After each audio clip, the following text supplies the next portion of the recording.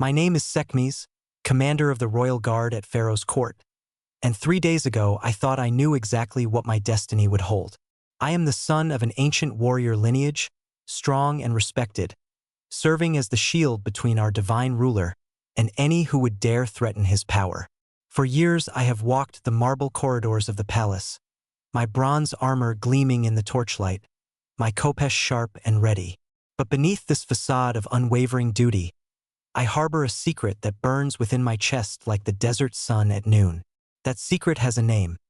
Anufer, priest of Thoth and descendant of the mystical Wadjet dynasty, those whom Egypt fears for their ability to commune with gods and alter the very souls of men. For 7 years I have watched him from across crowded ceremonial halls, fighting every instinct that screams at me to approach him, to claim what my heart knows belongs to me. The Wadjet are too powerful, too dangerous for someone of my station. They are the living bridges between our world and the realm of the gods, capable of seeing into men's hearts and changing their very essence with a whisper. Most nobles fear them, and rightly so. A single word from one of their bloodline can drive a man to madness or grant him visions of divine truth. Yet every time I see Anufer's dark eyes find mine across the throne room, every time his lips curve in that knowing smile that suggests he can read the desires I keep buried deep within my soul, my resolve weakens.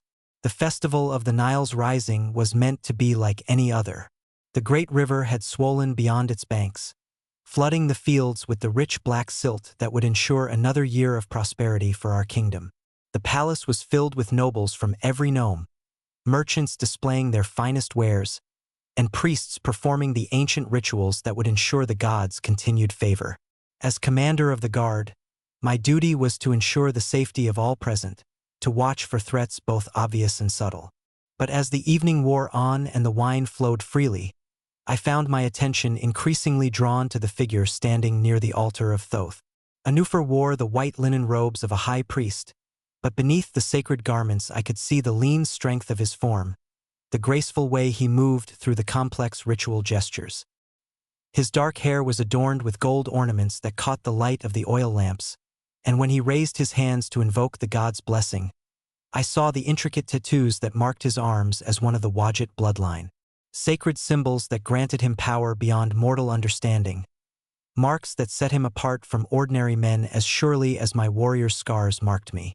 The ceremony reached its crescendo as Anufer began to chant in the old tongue, words of power that seemed to make the very air shimmer around him. I felt drawn forward despite myself, my feet carrying me closer to the altar until I stood at the edge of the sacred circle. When his eyes met mine over the flickering flames, something passed between us that had nothing to do with duty or station. It was primal, inevitable, as if the gods themselves had decreed this moment. He gestured for me to approach, and though every rational part of my mind screamed warnings, I found myself stepping into the sacred circle.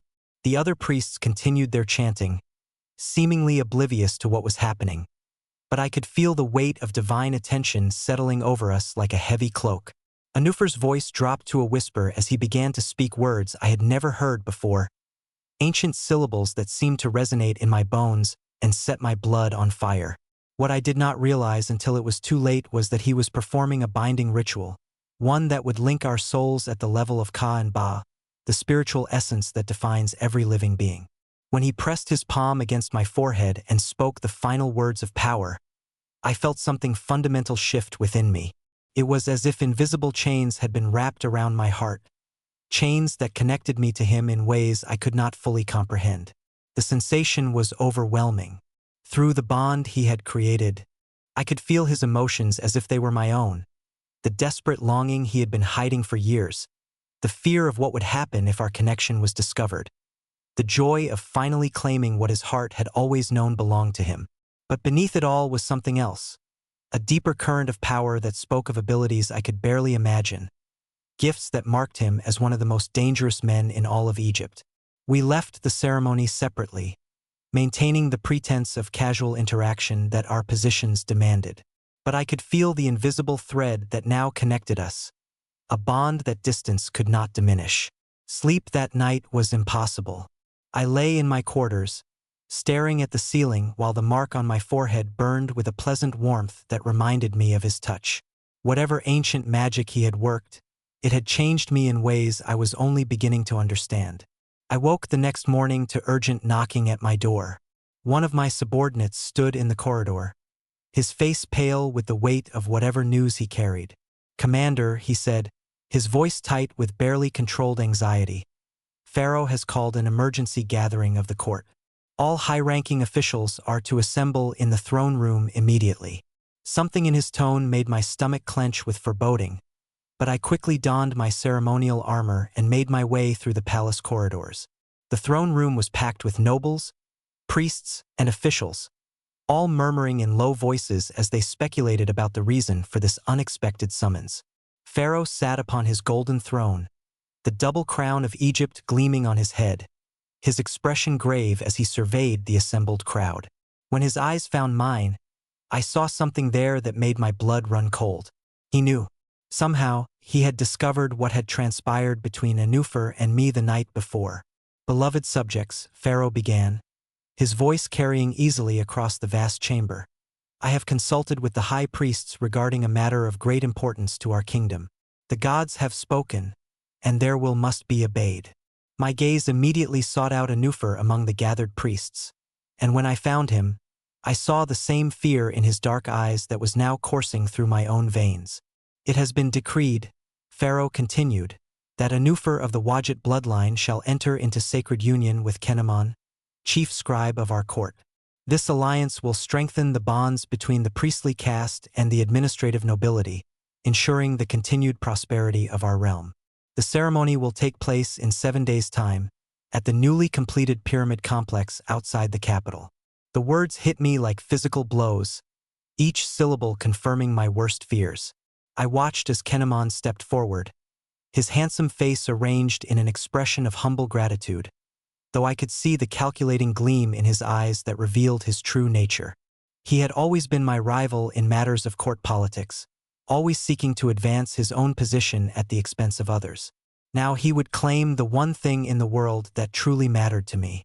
The mark on my forehead burned like acid as I struggled to maintain my composure. Through the soul bond that connected us, I could feel Anufer's anguish, his desperate desire to flee this fate that was being forced upon him. But we were both trapped by duty, by the expectations of our society, by the will of a pharaoh who ruled with the authority of the gods themselves. I managed to maintain my professional demeanor throughout the remainder of the ceremony, but the moment I was dismissed from my duties, I fled to the palace gardens. There, hidden among the date palms and lotus pools, I finally allowed myself to feel the full weight of what had been lost. The man who had marked my soul, who had awakened desires I had never dared to acknowledge, would soon belong to another.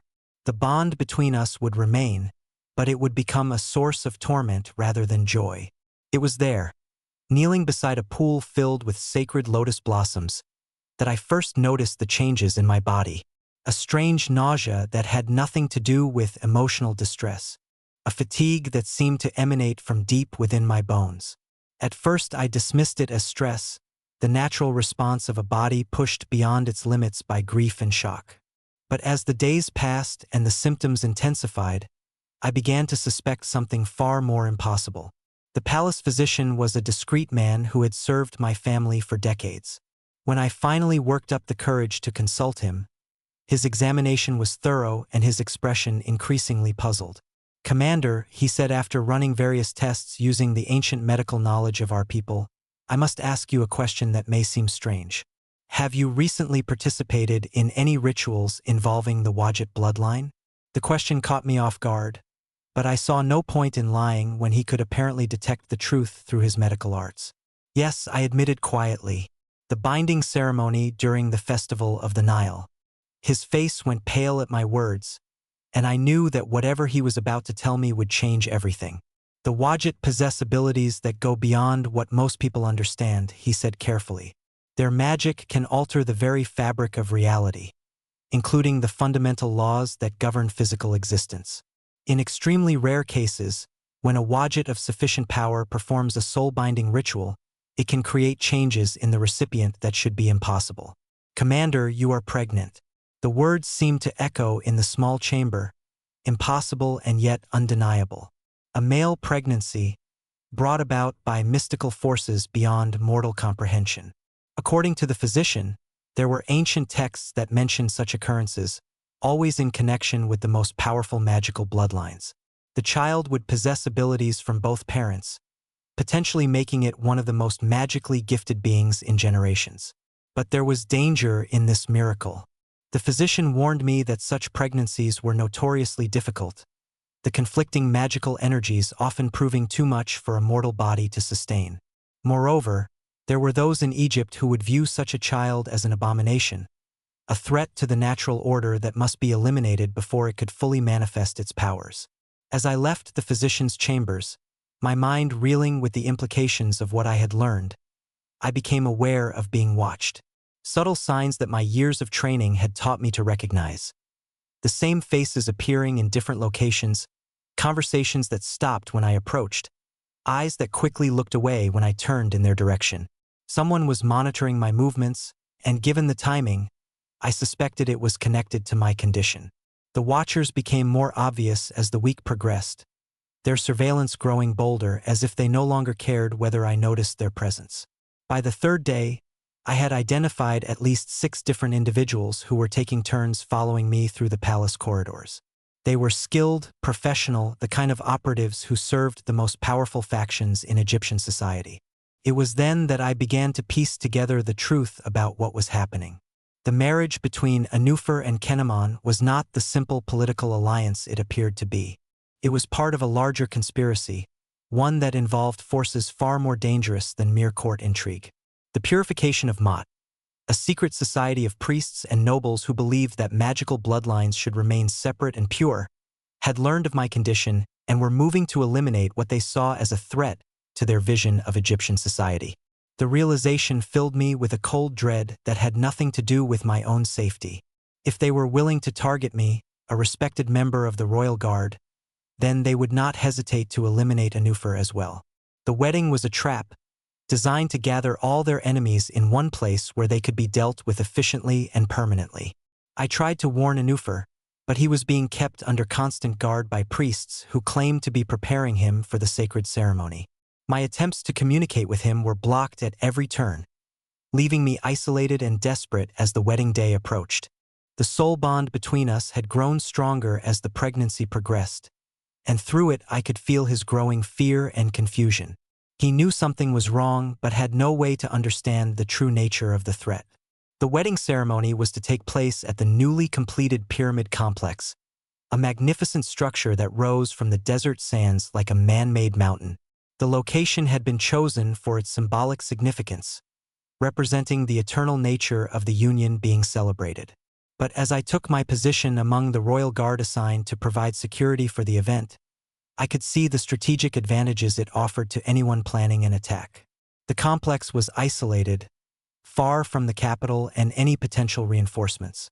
The surrounding desert provided excellent cover for approaching forces, while the pyramid itself created blind spots that could conceal significant numbers of men.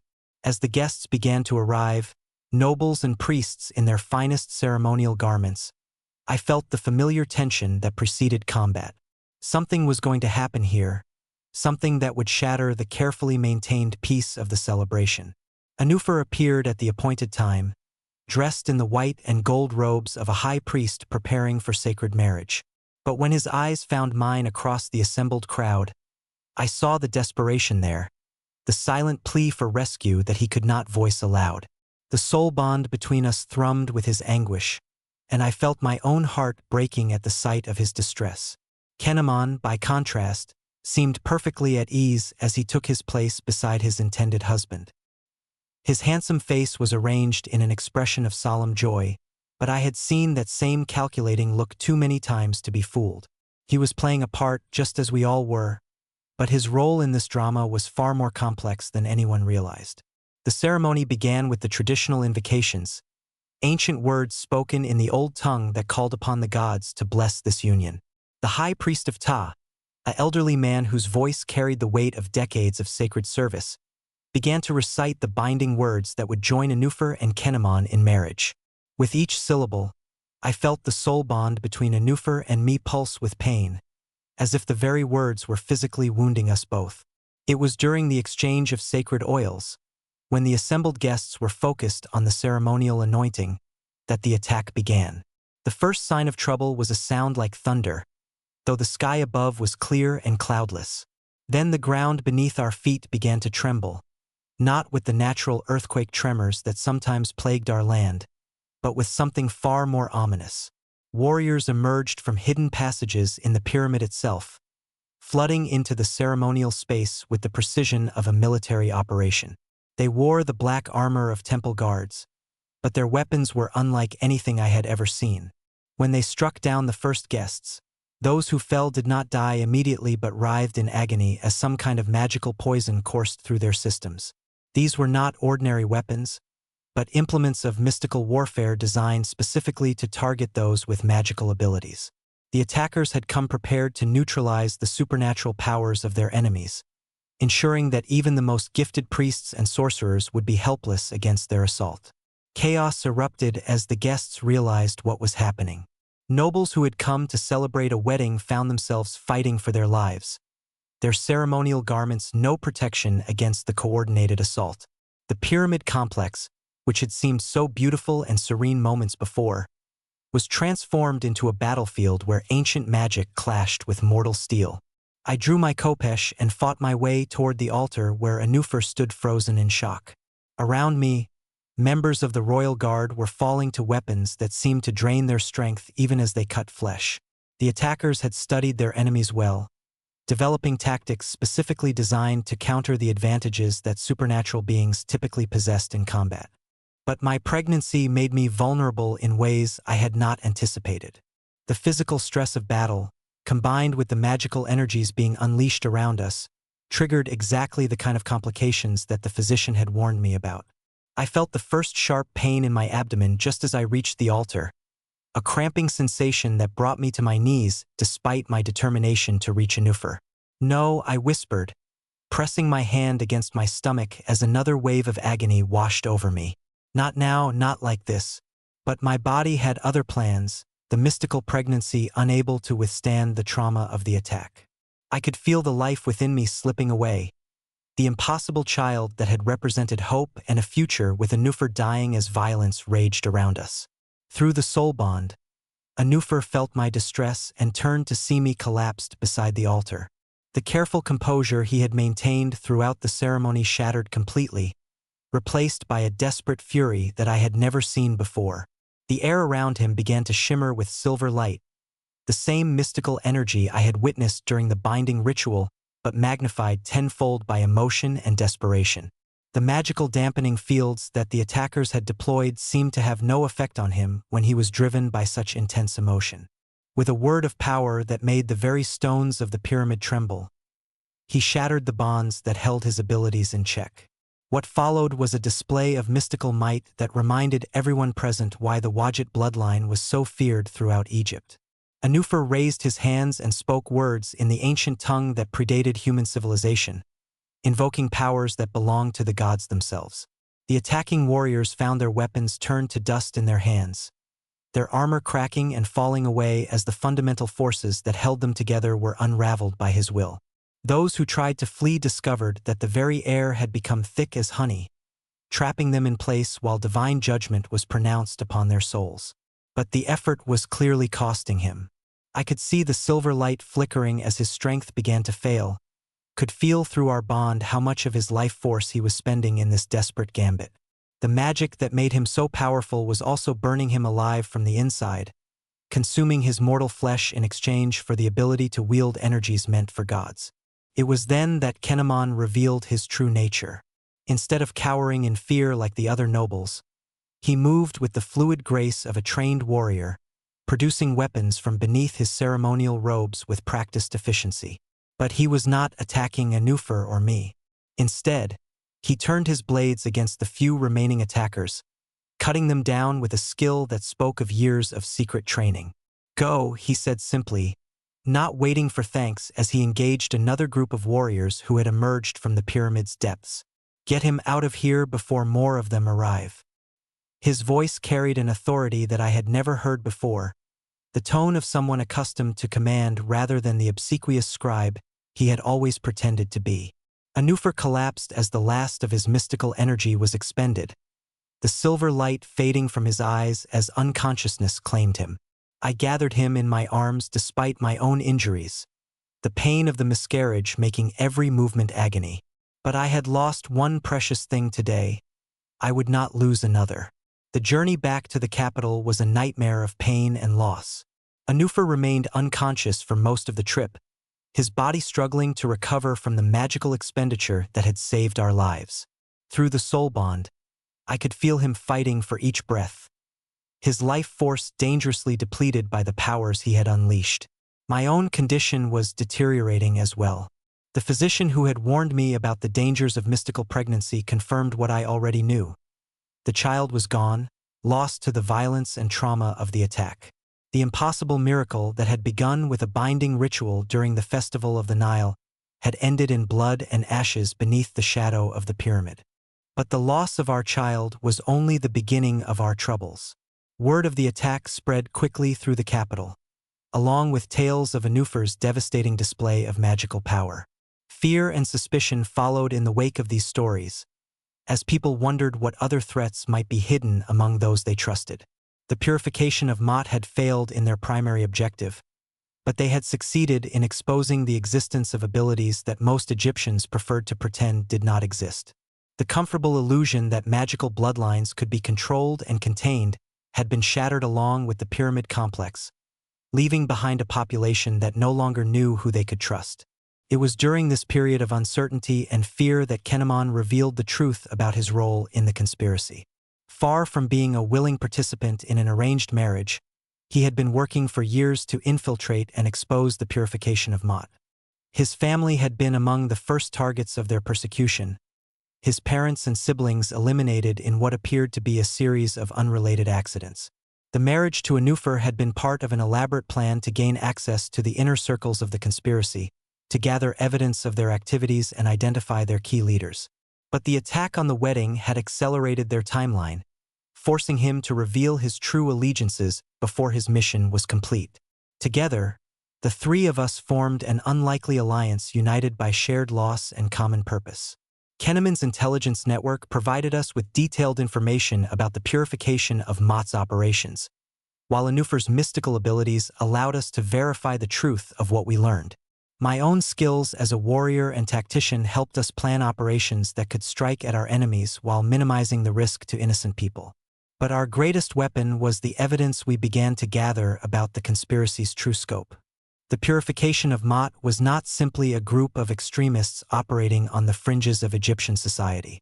They had members embedded in the highest levels of government, the military, and the priesthood.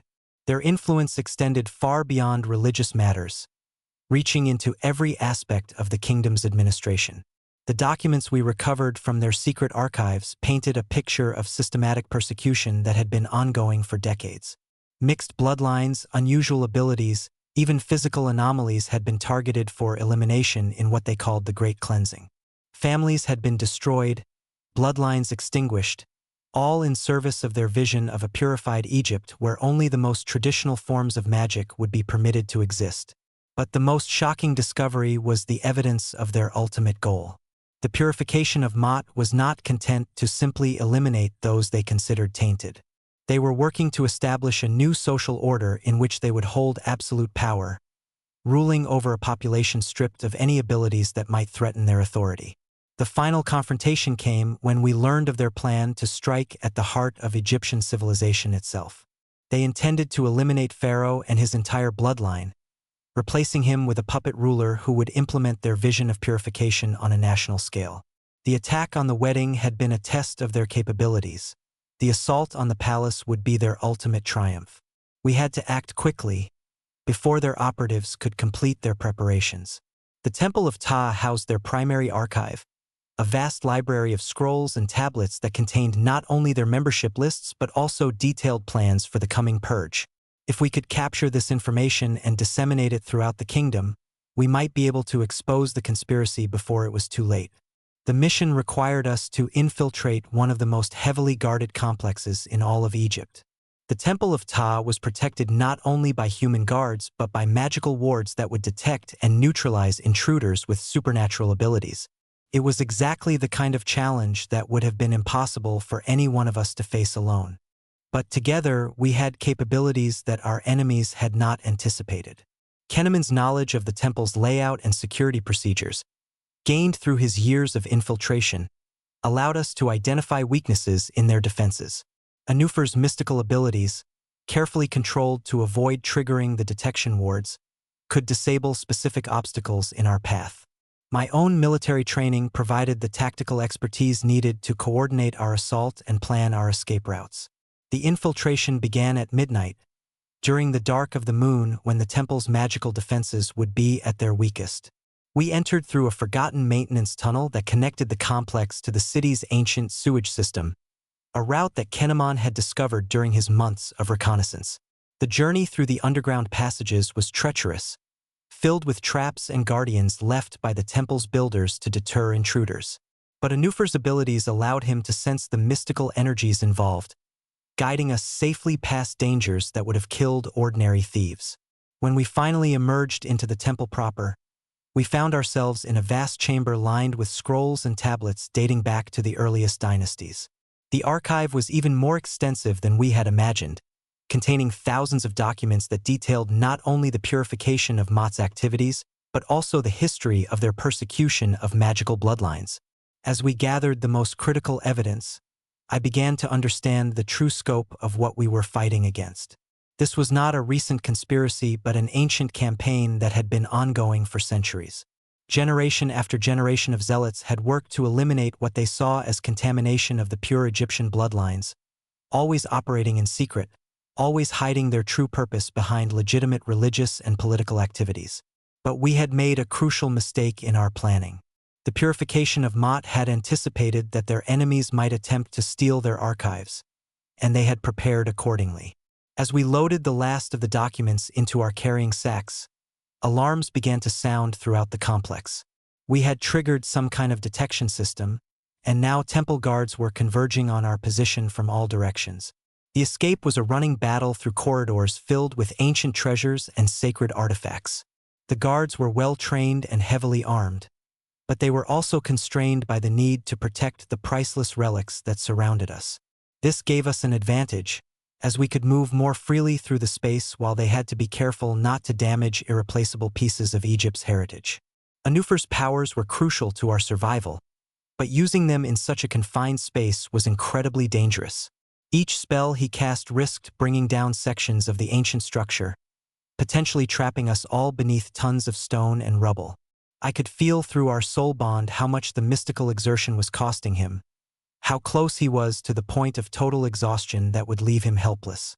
We were almost to the tunnel entrance when disaster struck. A group of guards had anticipated our escape route and were waiting in ambush at the critical junction. In the confined space of the underground passage, our numerical disadvantage became decisive. There was no room to maneuver, no way to use superior tactics to overcome their advantage in numbers. It was Kenneman who made the sacrifice that saved us. Without hesitation, he threw himself at the guards, using his body as a weapon to create the opening we needed to escape. The last I saw of him was his face, calm and resolute, as he fought against impossible odds to buy us the time we needed to reach safety. We emerged from the tunnels just as the temple above collapsed, its ancient stones finally succumbing to the magical forces that had been unleashed within its walls. The sound of destruction echoed across the capital, alerting the entire city to what had transpired. But we had succeeded in our mission, carrying with us the evidence needed to expose the conspiracy that had threatened everything we held dear. The documents we had recovered painted a picture of corruption that reached the highest levels of Egyptian society. When we presented our evidence to the remaining loyal officials, the response was swift and decisive. Within days, arrests were being made throughout the kingdom as the full scope of the purification of Mot's infiltration became clear. Pharaoh himself was forced to confront the reality that his own court had been compromised, that trusted advisors and respected priests had been working for years to undermine his authority. The purge that followed was brutal but necessary, as the kingdom sought to root out every trace of the conspiracy that had nearly destroyed it. But victory came at a terrible cost. Kenamon was never found, despite extensive searches of the temple ruins. Whether he had died in the collapse or been captured by surviving members of the conspiracy, we never learned. His sacrifice had saved us all, but the price of that salvation would haunt us for the rest of our lives. The aftermath of the conspiracy's exposure changed Egypt in ways that would echo through the centuries. The rigid social hierarchies that had made the persecution possible were relaxed, allowing for greater acceptance of mixed bloodlines and unusual abilities. The priesthood was reformed, with new safeguards put in place to prevent the kind of extremism that had nearly destroyed the kingdom. But perhaps the most significant change was in the relationship between Anufer and me. The shared trauma of loss and battle had forged our bond into something unbreakable, a connection that transcended the social barriers that had once separated us. When we finally had the opportunity to be together openly, without fear of persecution or political interference, we discovered that our love had been strengthened rather than weakened by everything we had endured. The soul bond that had been created during the festival of the Nile remained as strong as ever, but it no longer carried the pain of separation and frustrated desire. Instead, it became a source of strength and comfort, a reminder that some connections survive even the worst that the world can inflict upon them. We left the capital eventually, seeking a quieter life away from the political intrigue and supernatural conflicts that had nearly destroyed us. The oasis where we made our home was far from the great cities and temples, a place where we could live simply and find peace in each other's company. The child we had lost was never forgotten, but neither did we allow grief to define our future. We learned to carry the memory of what might have been alongside the joy of what we had found together. Love, we discovered, is not diminished by loss but rather deepened by it, as we come to understand how precious and fragile happiness truly is. The mark that Anufer had placed upon my forehead during that long-ago ceremony had faded to a thin silver line, barely visible unless you knew where to look. But the connection it represented had grown stronger with each passing year. A bond that would endure long after our mortal bodies had returned to the desert sands from which all life springs. In the evenings, as we sat together watching the sun set over the endless dunes, I would sometimes think about the conspiracy we had defeated and the price we had paid for victory. The purification of Mot was gone, but the hatred and fear that had given it birth could never be entirely eliminated. There would always be those who sought to impose their vision of purity upon others, always be those who feared what they could not understand or control. But there would also always be those willing to stand against such tyranny, to fight for the right of all beings to exist without fear or persecution. The love that Anufer and I shared was itself a form of resistance, proof that bonds forged in truth and mutual respect could overcome any obstacle that hatred might place in their path. The gods had decreed that our love would be tested by fire, that we would lose much of what we held dear before we could find our way to each other. But we had endured those trials and emerged stronger, our commitment to each other and to the ideals we shared unshakable in the face of any future challenges. As the stars appeared in the darkening sky, I would feel Anufer's hand slip into mine, the simple contact sending warmth through the soul bond that connected us. In those moments, surrounded by the eternal silence of the desert, I knew that we had found something worth every sacrifice we had made. Love, true love, was the greatest magic of all, and no earthly power could ever take it from us. The future stretched ahead, uncertain but no longer frightening. We had learned that happiness was not a destination but a choice, not something to be achieved but something to be lived each day through small acts of kindness and devotion. Whatever challenges might come, we would face them together, bound by ties that had been tested in the crucible of loss and proven unbreakable. And in the quiet moments between sunset and sleep, when the desert wind carried the scent of distant blooms and the promise of another day, I would close my eyes and whisper a prayer of gratitude to the gods who had brought us through the darkness into the light. For in finding each other, we had found not just love but purpose, not just happiness but hope for all those who would come after us, proof that even in the darkest times, love could triumph over fear, and truth could overcome the lies that seek to divide us. This is our story, written in sand and starlight, a testament to the power of love to transform even the most impossible circumstances into something beautiful and enduring. May it serve as a reminder to all who hear it that no force on earth is stronger than two hearts beating as one. No darkness so deep that love cannot illuminate it.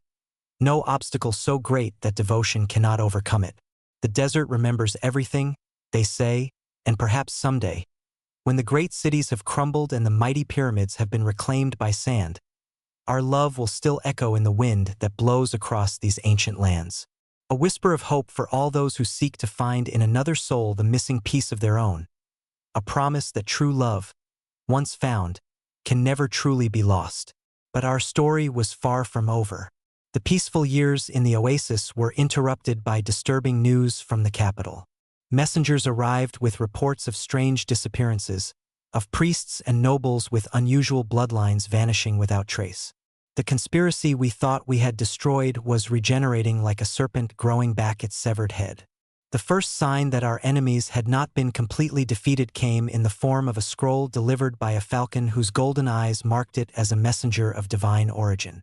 The papyrus bore the seal of Thoth, god of wisdom and magic, and the words written upon it made my blood run cold. The children of mixed blood are being gathered. It read in hieroglyphs that seemed to burn with their own inner fire. The great winnowing has begun. Those who would preserve the ancient bloodlines must act swiftly, or all will be lost to the purifier's flame. Anufer read the message with growing alarm, his dark eyes reflecting the same fear that was coursing through my own veins. The soul bond between us thrummed with shared anxiety as we contemplated what this development might mean. We had thought ourselves safe in our remote sanctuary, but it seemed that nowhere in Egypt was beyond the reach of those who sought to eliminate what they considered genetic impurity. We cannot ignore this, Anufer said quietly, his fingers tracing the divine hieroglyphs with reverent care. If they are truly gathering those of mixed bloodlines, then every family like ours is in mortal danger. The oasis that had been our refuge suddenly felt like a trap, isolated and defensible perhaps, but also cut off from allies who might share our peril. That evening, as we sat beneath the star-filled desert sky, we made the decision that would draw us back into the world of conflict and conspiracy we had hoped to leave behind. We would return to the capital, not to resume our old lives but to discover the truth about these new disappearances. If the purification of Mot had indeed survived our earlier victory, then others would need to be warned of the renewed threat. The journey back to Memphis took us through regions we had not seen for years, and the changes we observed were deeply troubling. Villages that had once thrived with the diversity of Egypt's many peoples now seemed homogeneous, populated only by those whose appearance and abilities conformed to the most traditional expectations. When we inquired discreetly about what had become of the mixed families who had once lived in these places, we received only nervous glances and hurried explanations about voluntary relocations to other parts of the kingdom. But the truth was written in the fear that shadowed every conversation, in the way parents pulled their children closer when strangers approached, in the absence of the small shrines to lesser gods that had once dotted the landscape. A new kind of orthodoxy was being enforced, one that left no room for deviation from approved norms. In the capital itself, the changes were even more pronounced. The vibrant diversity that had once characterized the great city had been replaced by a uniformity that felt oppressive and unnatural. The markets that had once bustled with merchants from every corner of the known world now dealt primarily in goods that met strict purity standards. Even the architecture seemed different, with new buildings designed according to principles that emphasized conformity over beauty or function. We established ourselves in a modest inn near the harbor district, an area that still retained some of its cosmopolitan character due to the necessities of trade. But even there, we had to be careful about displaying any abilities that might mark us as different from the general population. Anufer kept his mystical talents carefully hidden, while I made sure that my warrior's bearing did not attract unwanted attention from the city guard. Our investigation began with careful inquiries about the fate of families we had known before our exile. What we discovered was a systematic pattern of disappearances that had been occurring for months, always explained away by official stories of voluntary relocations or unfortunate accidents. But when we mapped the locations and timing of these incidents, a clear pattern emerged. The new purification of Mot was not operating with the crude brutality of their predecessors. Instead, They had developed a sophisticated system of identification and elimination that allowed them to work without attracting widespread attention. Families were not murdered outright, but rather relocated to remote camps where they could be processed without public scrutiny. The revelation came when we finally managed to track down one of the survivors, a young man whose mystical abilities had been partially suppressed by some kind of alchemical treatment. He had escaped from one of the camps and made his way back to the capital, but the trauma of his experience had left him nearly mad with terror. Through patient questioning and the gentle application of Anufer's empathic abilities, we gradually learned the truth about what was happening to Egypt's magical minorities. The camps were not simply prisons but laboratories where the purification of Mot was conducting experiments designed to understand and ultimately eliminate supernatural abilities. "They are trying to create a serum," the survivor whispered, his eyes darting nervously around our hidden meeting place. "Something that will strip away magical gifts permanently, leaving only ordinary humans behind. They test it on prisoners, refining the formula with each new batch of subjects.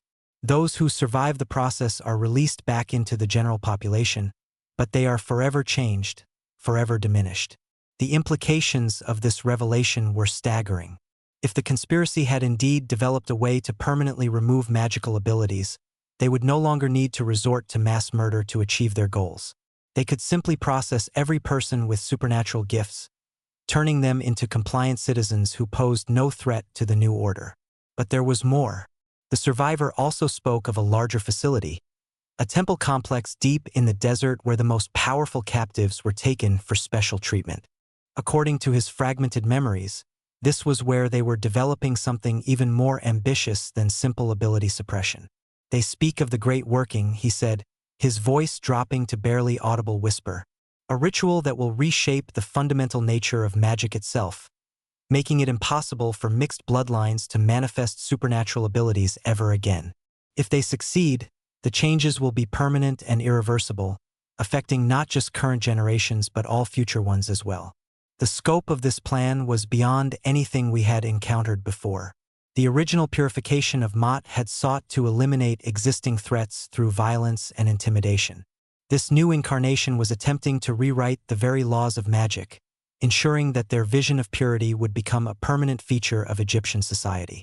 We knew we had to act, but the scale of the threat made our earlier victory seem insignificant by comparison. This was not a conspiracy that could be exposed through stolen documents or defeated through tactical strikes against key leaders. This was an existential threat to the magical nature of Egypt itself, one that would require a response of unprecedented scope and coordination.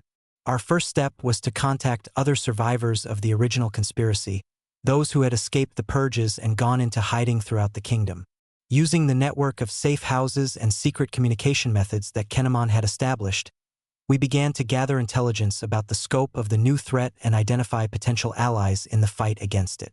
What we discovered was both encouraging and terrifying. There were indeed other resistance cells operating throughout Egypt, groups of magical families who had banded together for mutual protection. But they were small, isolated, and largely unaware of each other's existence. The new purification of Mot had learned from their predecessors' mistakes, preventing the formation of large-scale opposition by keeping their enemies fragmented and suspicious of one another. The process of building a unified resistance took months of careful negotiation and trust-building. Many of the groups we contacted had been betrayed before and were reluctant to risk exposure by joining a larger organization. Others had developed their own survival strategies and saw no need to complicate their situations by taking on additional risks. But gradually, through persistence and the credibility that our previous victory had earned us, we began to forge the connections that would be necessary for effective resistance. The soul bond between Anufer and me proved invaluable in this process, as it allowed us to verify the sincerity of potential allies in ways that ordinary methods could not match.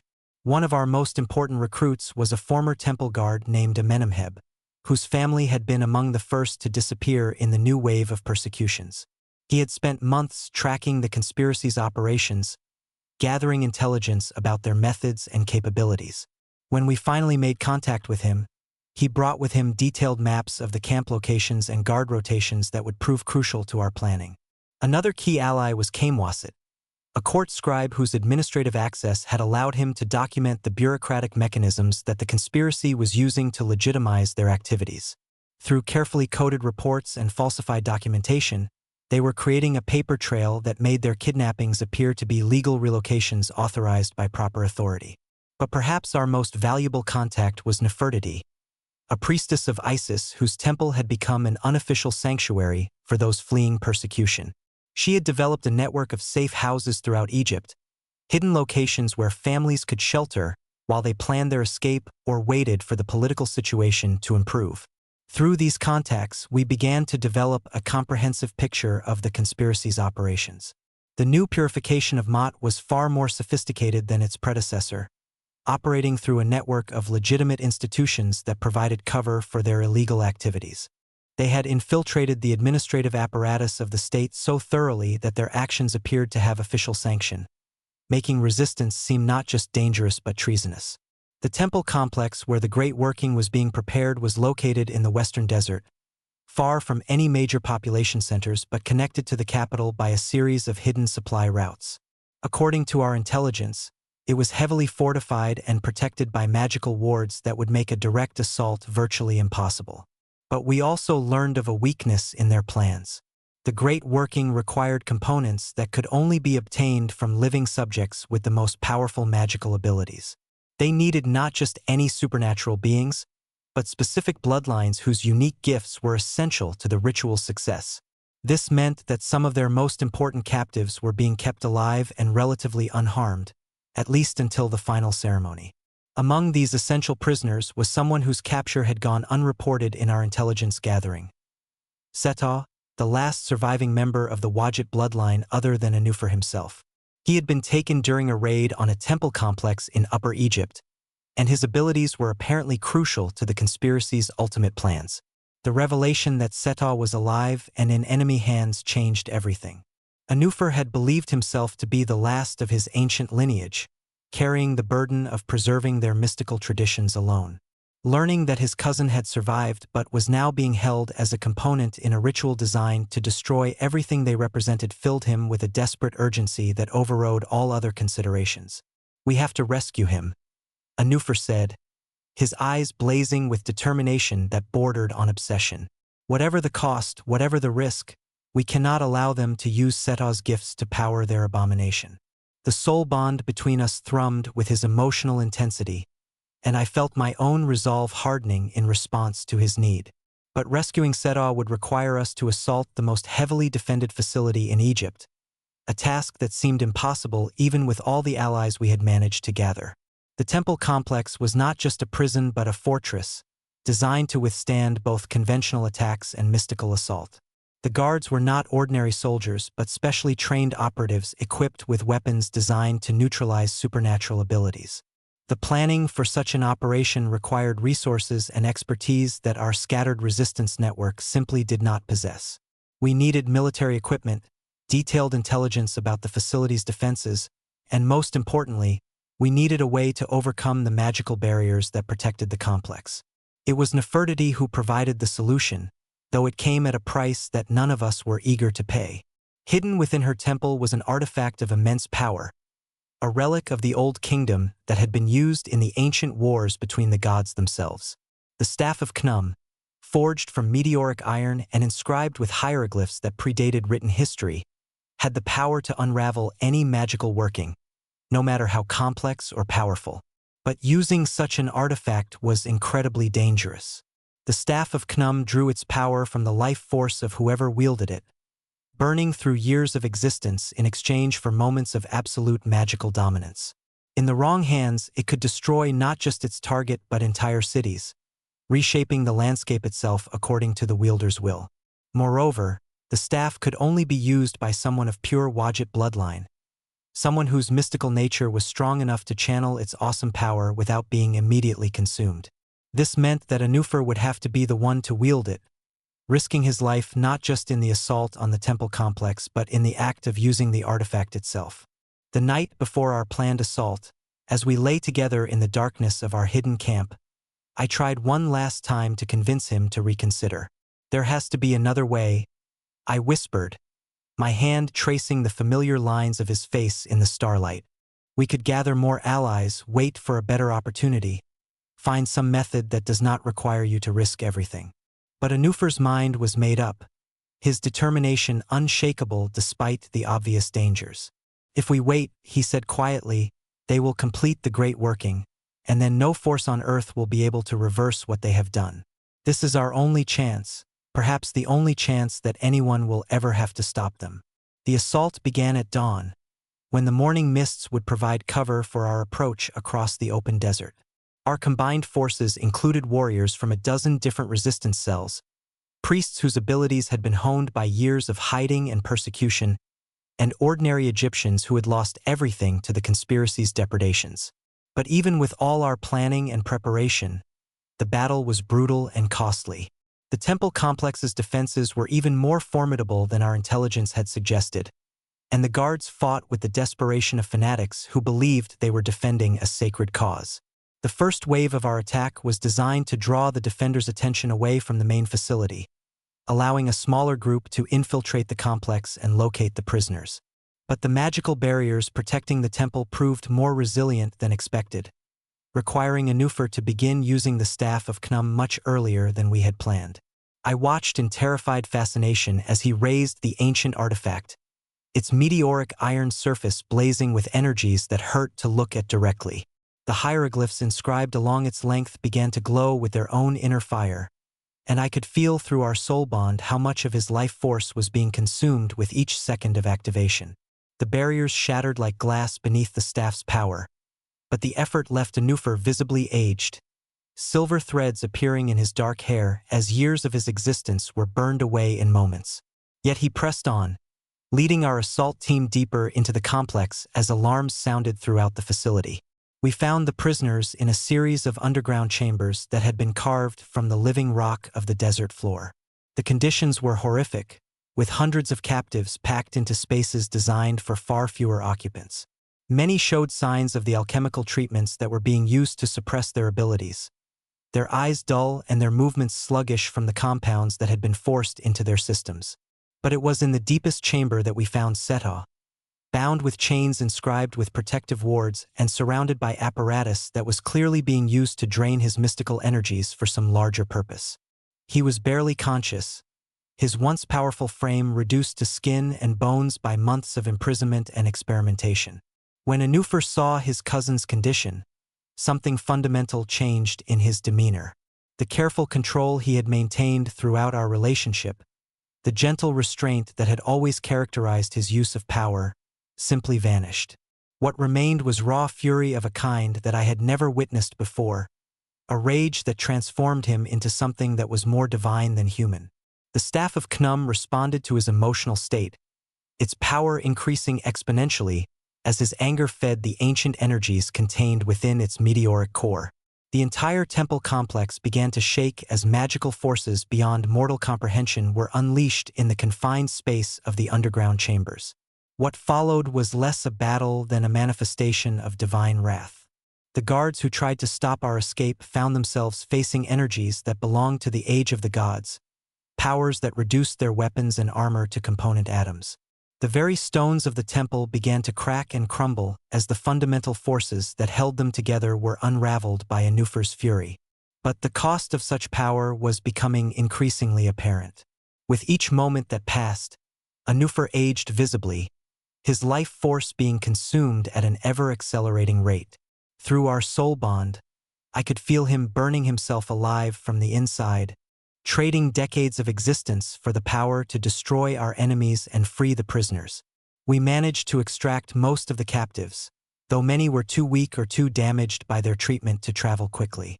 The retreat across the desert was a nightmare of logistics and endurance, complicated by the need to support those who could barely walk and defend against pursuit by the surviving guards.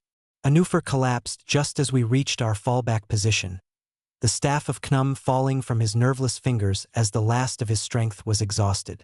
When I gathered him in my arms, I was shocked by how much he had aged during the assault. The man I loved looked decades older than he had that morning. His dark hair now shot through with silver and his face lined with the premature marks of age. But Seta was free, and with him came knowledge that would prove crucial to our ultimate victory. During his captivity, he had learned the full details of the Great Working, including the specific components and timing required for its completion. More importantly, he knew the location of the conspiracy's primary research facility, where the serum designed to permanently suppress magical abilities was being developed.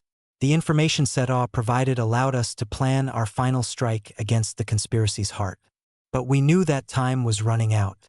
The assault on the temple complex had revealed our existence to our enemies, and they would now be working frantically to complete their plans before we could stop them. The final battle took place not in some remote desert fortress, but in the very heart of Memphis itself.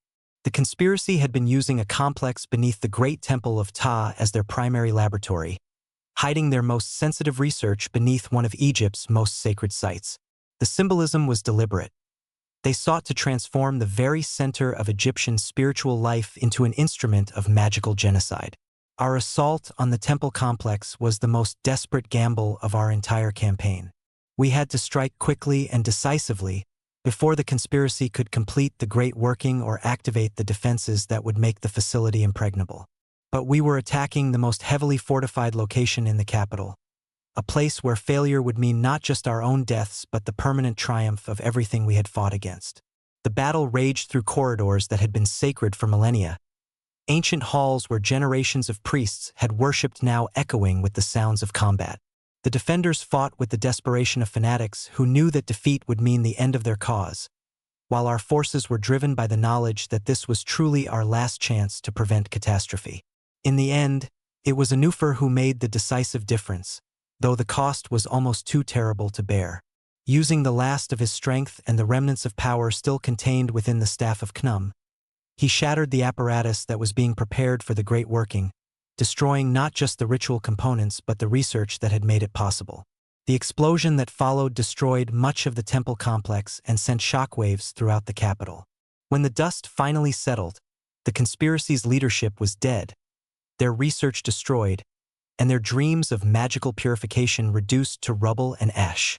But victory had come at a price that haunted my dreams for years to come. Anufer survived the final battle, but the man who emerged from the ruins was not the same person who had entered them. The use of the staff of Knum had aged him beyond his natural years, and the soul bond between us now carried echoes of the divine energies he had channeled during our most desperate moments. We spent the following years helping to rebuild what the conspiracy had destroyed, working to restore the magical traditions and bloodlines that had been nearly extinguished. It was slow, difficult work, complicated by the need to remain vigilant against the possibility that some remnant of our enemies might yet survive in hiding. But we had won more than just a military victory.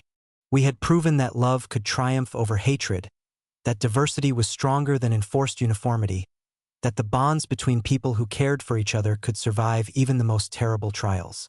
The Egypt that emerged from the ashes of the conspiracy was different from what had come before, more open, more accepting, more willing to embrace the full spectrum of human potential. As we grew older together, the soul bond that connected us deepened and evolved, becoming less a magical compulsion than a conscious choice renewed each day. We learned that true love is not something that happens to you but something you create through countless small acts of devotion and understanding. And in the quiet moments of our later years, when the battles were over and the immediate crises had passed, we would sit together and remember all that we had lost and found in our journey together. The child who had never been born, the friends who had died in our cause, the innocence that had been stripped away by necessity and conflict.